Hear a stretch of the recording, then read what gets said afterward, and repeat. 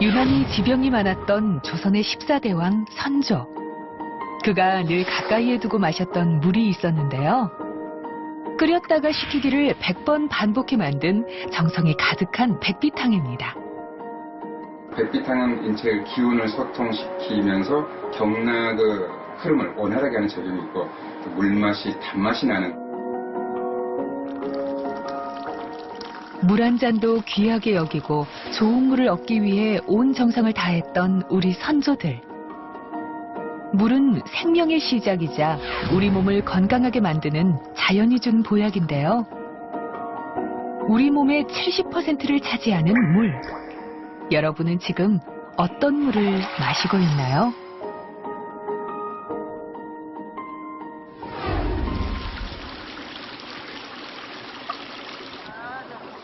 겨울이 채 가시지 않은 강원도 홍천의 한 산골.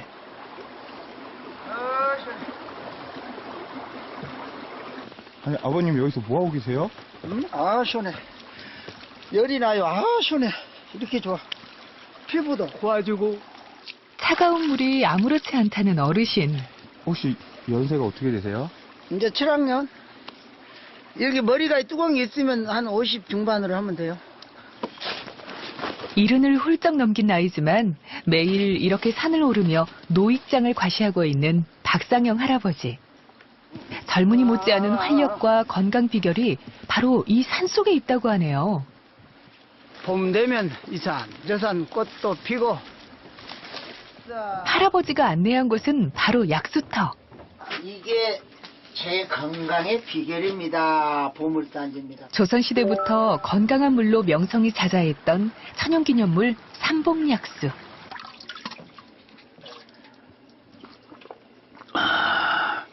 피부 고와지고 소화 잘 되고 제가 이걸 삼봉약수를 먹고 이만큼 건강해진 사람이에요. 이만큼 삼봉약수 먹고. 그거 왜, 그 옷을 왜? 삼봉약수가 좋으니까. 약수로 건강한 삶을 찾은 할아버지는 내 몸에 맞는 물이 얼마나 중요한지 알게 됐다고 하네요. 하루에도 20, 30번씩 오줌을 쌌는데 이제 그게 희한하게도 줄어졌어. 왜? 물이 좋아야 돼요. 맑은 물을 많이 먹어야 돼. 물을 많이 먹어야 좋아요. 자. 물을 가득 채운 물통들을 들고도 거뜬하게 걸음을 내딛는 할아버지. 다 약수 덕분이라고 하죠.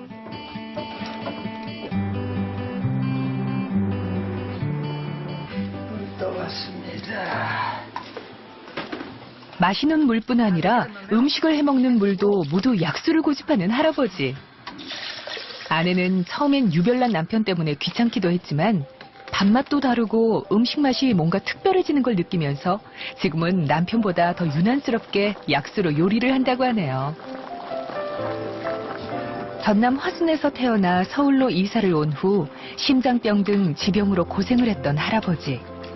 하지만 11년 전 좋은 물을 찾아 이곳에 온 후부터 조금씩 몸에 변화가 생기기 시작했습니다. 그리고 내가 피부병이 좀 있었어요. 그런 것도 가려움증도 없어지고 뭐 쭈글쭈글해진 게 없어졌어. 수분이 많아지니까 살이 찌니까 쭈글쭈글한 주름살이 피어질 수밖에.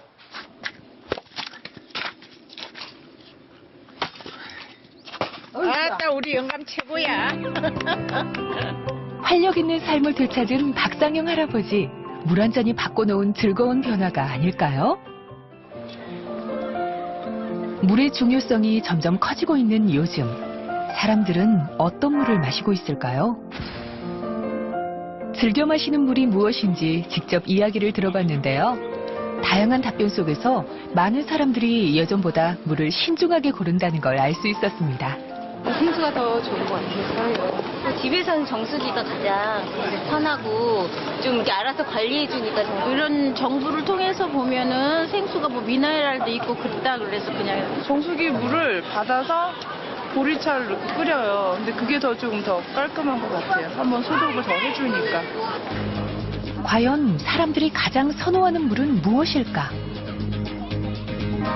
생수와 정수물이 가장 많은 답변을 얻었고 수돗물과 기타 기능수 순으로 나타났는데요. 이는 지난해 6월 환경연합의 물 선호도 조사와도 비슷한 결과였습니다. 안전하고 몸에 좋은 성분이 있다는 이유로 자신에게 맞는 물을 찾는 사람들. 그만큼 중요하기에 깐깐하게 물을 고르는 것이겠죠? 신체 구성을 보면 70%가 물로 구성이 되어 있습니다. 뇌는 85%, 혈액의 경우에도 82%, 근육에 있어서는 70%가 물로 구성이 되어 있기 때문에 매우 중요한데 우리 몸에서 1, 2%만 부족해도 갈증이 시작이 됩니다. 그리고 10% 정도가 부족하다. 그럴 경우는 생명이 위험해지게 되죠. 우리 몸의 70%를 차지하는 물은 조금만 부족해도 몸에 이상이 나타나는데요. 5%가 부족할 경우엔 혼수 상태, 12%가 부족하면 사망에 이르게 될 만큼 생명 유지와 직결되는 것이죠. 물의 중요성에 대해서는 동의보감에도 잘 나타나 있는데요. 약에 대해 기록한 탕액편 첫 구절에 하늘이 먼저 물을 만들었기 때문에 물을 탕액편에 가장 먼저 둔다고 적고 물을 귀하게 여기고 있음을 알 수 있습니다. 또한 물을 시기와 환경에 따라 세세하게 구분했는데 아침에 처음 기른 우물물로 눈과 귀를 밝게 하는 효능이 있다는 정화수부터 황토 속에 구덩이를 파서 물을 채운 후 위에 뜬 맑은 물을 지장수로 하여 해독작용에 탁월한 기능이 있다고 적고 있고 또 한 번 끓인 물과 시원한 냉수를 섞은 음양수 등 모두 33가지 물에 대해 설명하고 있습니다. 동의보감의 물은 채취 시기나 또 채취 환경에 따라서 또 물이 있는 기간 조건에 따라서 기운이 달라지기 때문에 다양한 약효가 나타난다고 설명하고 있습니다. 환경오염과 각종 유해먼지로 인해 물의 역할이 더 중요해진 요즘 물이 아닌 커피와 탄산음료를 물 대신 섭취하는 현대인들. 하지만 이런 음료는 오히려 몸속 수분을 밖으로 배출해서 몸에 더 많은 물을 채워줘야 하는데요. 이러다 보니 한국인 1인 평균 물 섭취량은 겨우 0.6리터. 세계보건기구의 하루 평균 물 관장량인 약 1.5리터에 비하면 절반도 되지 않는 수준이죠. 우리 몸을 위한 수분은 순수한 물 그대로를 섭취해야 하는데요. 그럼 어떤 물이 내게 맞는 좋은 물일까요? 물의 효능과 중요성이 대두되면서 하루가 다르게 등장한 다양한 물들. 하지만 사람들은 어떤 물을 마셔야 할지 알쏭달쏭 고개를 갸웃거릴 수밖에 없습니다. 게다가 좋은 물을 둘러싼 논쟁이 불붙으면서 안전성과 효능에 대한 갑론을박이 끊이지 않고 있는데요. 수없이 쏟아지는 정보의 홍수 속에서 소비자들은 어떤 선택을 해야 할지 혼란스러울 때가 많습니다. 그렇다면 다른 나라 사람들은 상황이 어떨까? 세계 최고의 관광도시 프랑스 파리. 하지만 이곳엔 관광만큼 유명한 곳이 또 하나 있습니다. 바로 물 섭취량인데요. 프랑스 한 사람의 하루 평균 물 섭취량은 1.5리터. 비만 인구가 많은 미국의 7배가 넘는 양입니다. Oui, enfin je sais pas, normalement, peut-être, je sais pas, un litre, une bouteille d'un litre et demi par jour. Oui, 1 litre d'eau par jour, oui. 프랑스 동부에 위치한 작은 마을 비텔. 이곳은 로마 시대부터 물로 유명한 물의 마을입니다. 물의 마을이라 그런지 술을 판매하는 카페에서도 물이 술보다 더 귀한 대접을 받고 있었는데요. 비텔에서 생산하는 물에 대한 자부심은 마을에 대한 애정으로 이어져 작은 마을 곳곳에 생기가 넘쳐 보였습니다. Je bois que du Vittel. Non, mais sérieux, hein. Je bois que du Vittel. Et en plus, j'habite Contrexéil, tu vois. Contrexéil, Vittel, je bois que du Vittel. Ouais. 비텔은 광천 보양지로 알려진 유서 깊은 마을인데요. 19세기 중반까지만 해도 500~600명이 사는 농촌이었지만 1859년 한 사람이 비텔에 들렸다가 우연히 천연 미네랄이 나오는 수원을 발견하면서 몸을 치유하는 물이라는 것이 알려졌고 유명해진 것이죠. 여름 휴가철이 되면 15,000에서 2만 명이 이곳을 찾는데요. 그중 4,000명이 치료를 목적으로 이곳에 온다고 하네요. 이곳에서 제공하는 물을 활용한 치료는 무척 다양한데요. 질병에 따라 치료 방법이 달라진다고 합니다. De la périarthrite. Et puis un surpoids de poids. Beaucoup d'eau et puis beaucoup de tisane, puisque nous avons une tisanerie là, au terme. Alors donc on en profite. Digestive et rhumatologie. 또한 이곳을 방문하는 환자들은 다양한 물 치료를 받는 동시에 충분한 양의 물을 섭취하게 되는데요. 온천물을 치료용으로 마시는 점이 우리에겐 좀 생소하죠? Si l'état clinique du patient le permet, ce qui favorise l'élimination des calculs, sinon un curiste qui vient à Vittel en rhumatologie ou pour un régime amaigrissant, en général on lui demande de boire 1 litre, 1 litre et demi simplement. On est dans des volumes beaucoup moins importants. 물이 주는 치유의 효과에 주목한 마을 비텔.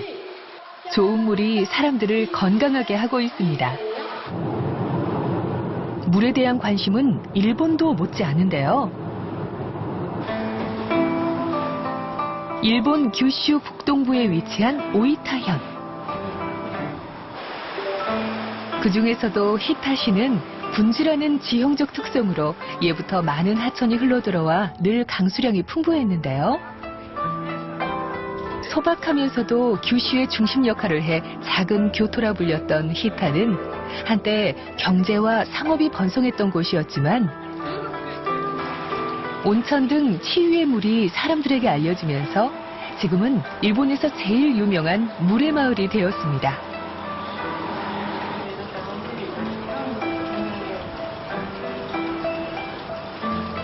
日田の水は本当に自分の命に関してもですね、長寿になります。それと日田はなんで水がきれいかっていう証拠はですね、日田お酒屋さん、酒ですね。日田4軒あります。これ醤油屋さんもたくさんあります。水がきれいという意味でですね、造り酒屋、造り醤油屋さんが多いんです。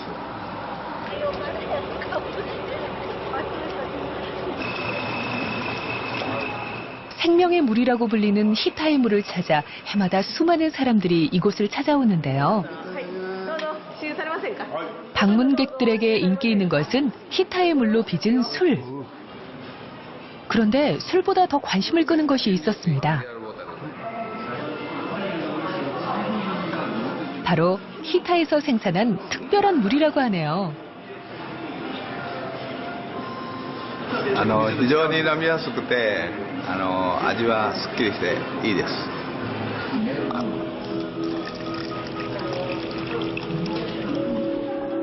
일본의 히타 분지가 원산지인 이 물은 히타 산맥의 미네랄 성분이 녹아있는 물로 프랑스 루르드, 독일의 노르데나우 지방의 물 등과 함께 세계적 명수로 꼽힌다고 합니다. これお友達にあげるね。친구. お友達。主人は今病院に入ってるから飲まれませんからね。 지하 1000m가 넘는 심층 수맥에서 솟아나온 지하수가 물의 도시 히타의 대표적인 물로 명성을 얻게 된 데는 재미있는 일화가 있었는데요. 우연히 장어 양식을 위해 우물을 판 것이 시작이었다고 하네요. 1994년 우물물의 수질 검사를 한 결과 대장균과 잡균이 검출되지 않은 우수한 물이라는 것이 밝혀지면서 널리 알려졌습니다. うなぎの養殖に使われてたということでした。で、その中で、ここから汲み上げた、水で育ったうなぎが一番生育が良かったということで、何か特別な秘密があるんじゃないかということで会長がいろいろ調べたということです。 그 후 히타는 이렇게 일본에서 가장 바쁜 물의 마을이 되었습니다.